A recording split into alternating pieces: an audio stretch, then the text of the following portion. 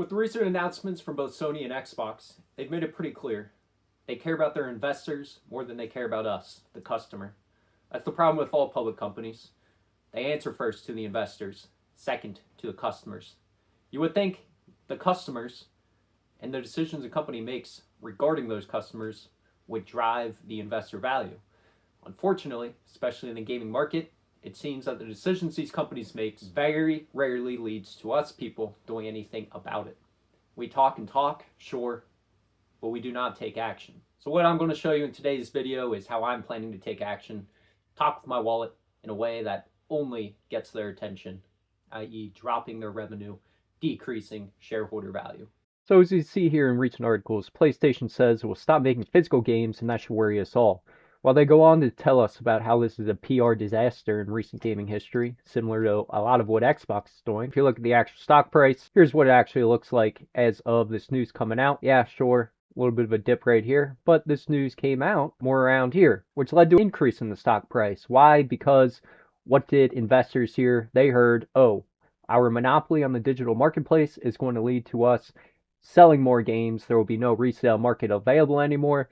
We are just going to make more and more money on every single piece of software that is sold. In the short term, sure, this is going to lead to more revenue for Sony. Obviously, the problem is in the long term, what is this going to lead to? Is it going to lead to people no longer finding any need to even own a Sony console whatsoever? Article goes on to say that about 80% of games are bought via the online store. That means 20% of all software sales are physical at the moment. And what do you think those 20% of people are? If I had to guess, those 20% are probably the whale customers, the ones who spend over $1,000 a year buying software, buying games. I think that's the biggest issue with this.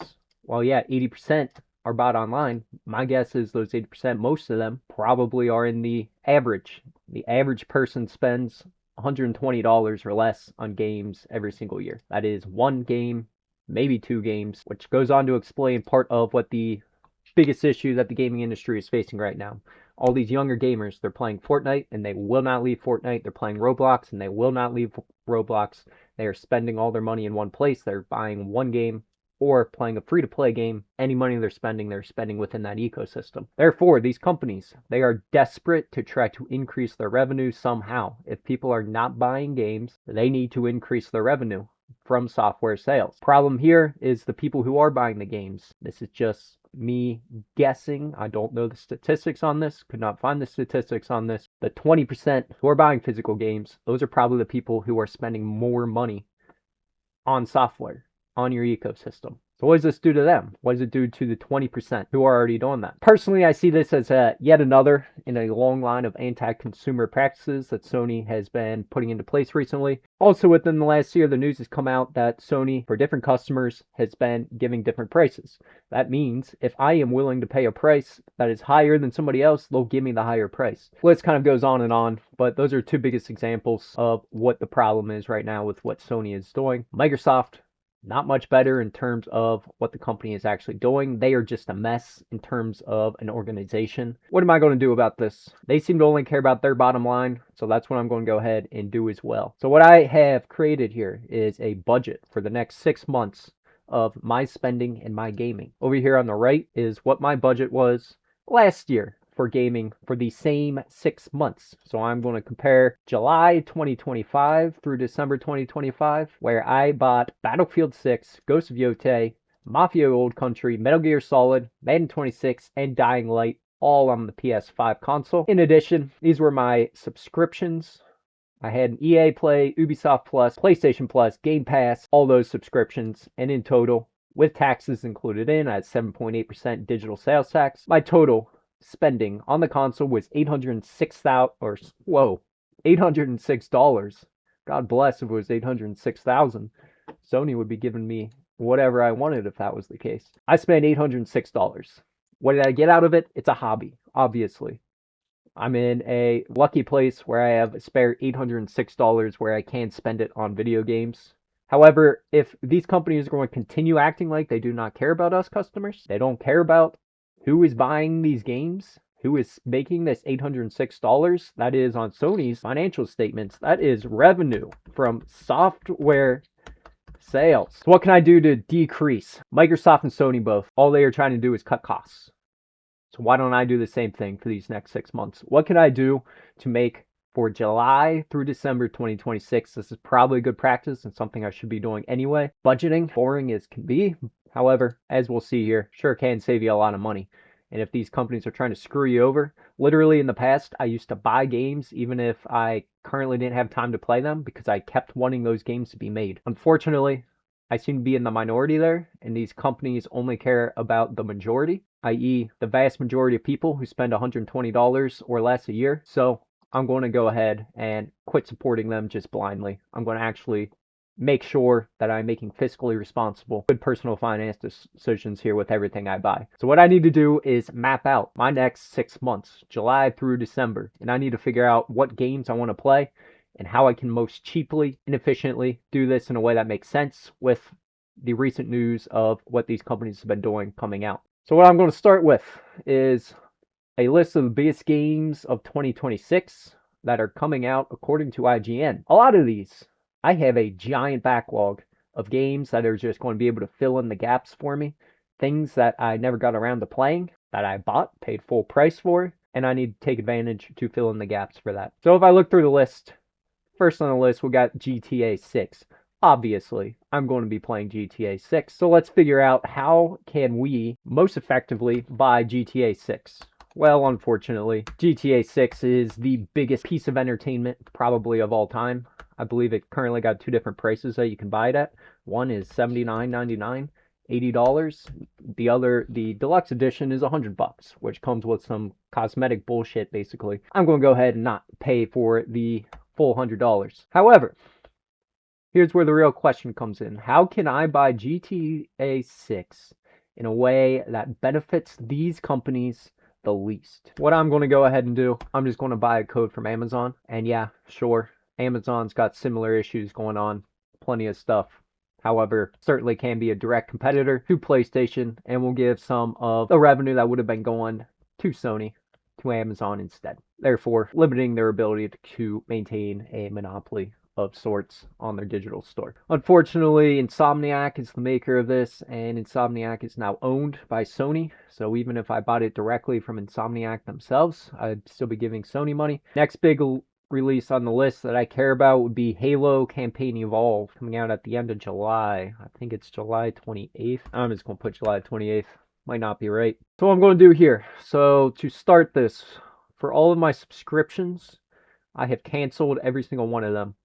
And I am only going to activate them if it makes sense and it's cheaper than buying the game itself. So what would the price for Halo Campaign Evolved be?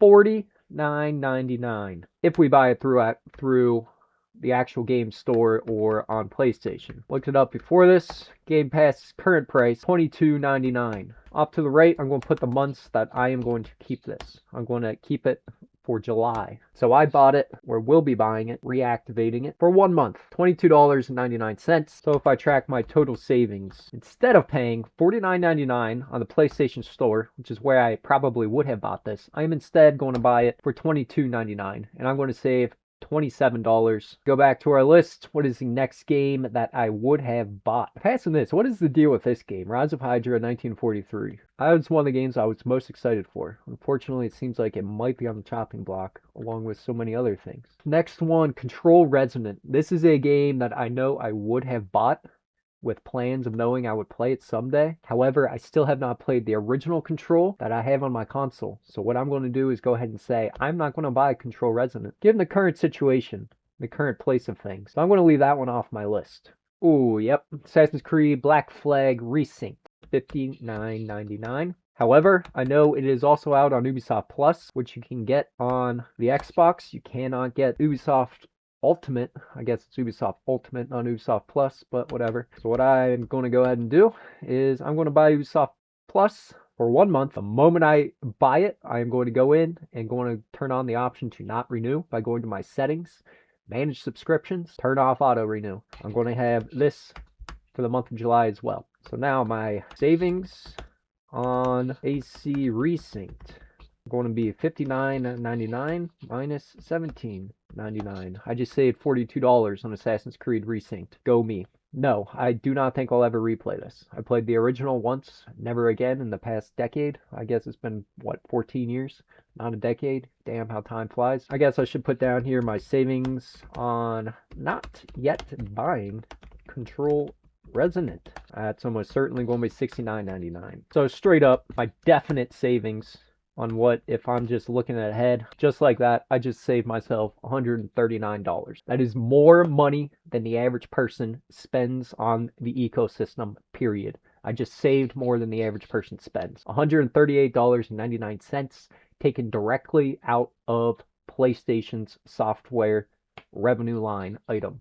Sure, not exactly correct. Some portion of this still is probably going to be going there. But I can tell you, I would have bought every single one of these games plus Control Resonant here, which I'm no longer going to be buying. I would have bought all of them digitally on the PlayStation.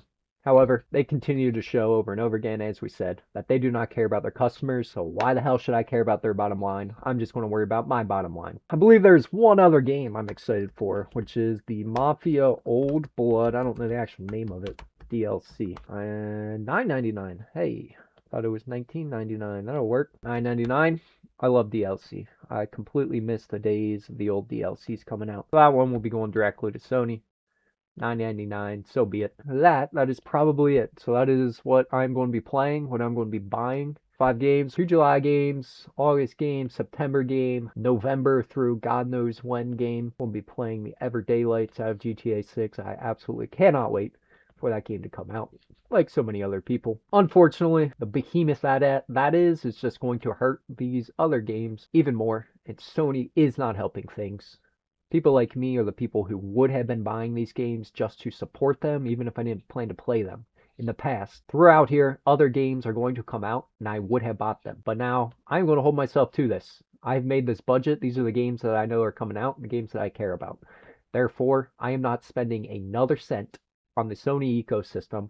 I used to subscribe to PlayStation Plus every single month, $108 a year guaranteed. That is the amount that most people spend. I basically guaranteed it to them, even though I barely played the thing. I did not get my money's worth out of that, even though I could. It's great value if you actually play it. If you don't, you're just wasting your money supporting these companies. Cancel the damn subscription. I don't know why I didn't do it sooner. So my total savings at this time, let's find out how much money I just saved myself due to taking action against these companies. Almost $600. That means I almost took $600. Again, this is just for half a year. This isn't even a full year. This is half a year. I just saved $600. What I did over here is I went ahead and I am extrapolating this out based on the most available statistics that I could find. I calculated the potential loss in the total software market value of Sony. If every gamer like me, every whale gamer who used to spend over $1,000 a year, again, this is some clown math going on, but my estimated savings for a full year as somebody who spent $800 last year on half a year, if everybody who did this, the average whale gamer, meaning people who spend over $1,000, data said it was somewhere between 4.5 million and 9 million, so I just took the average of the two. Total impact on the revenue,